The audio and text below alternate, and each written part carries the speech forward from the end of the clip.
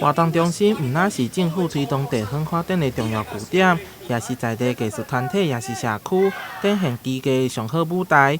台南市民政局第37个行政区办理社区在地嘉年华，中关区的西嘉里沙发社区也邀请艺术家林允丽展出更题作品。伊是阮将军的骄傲，也是阮将军的宝。为什么？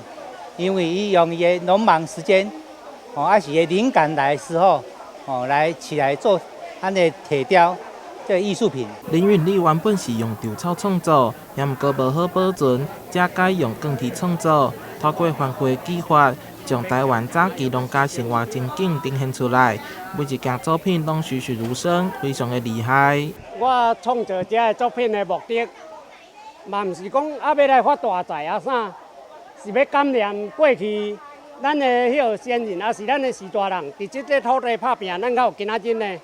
安尼无暝无日吼，七早八早来去用，也是3、4点就开始撒了用衫。过去的妇女嘛拢足辛苦，所以我的这个作品是要感念过去伫即个土地打拼的长辈时代。透过在地嘉年华，将艺文风气带入来社区，让市民朋友伫行路地感觉的距离，欣赏到精彩丰富的艺文活动。该展览展出到6月17号，欢迎乡亲朋友前往参观。台南新闻杨顺怀采访报道。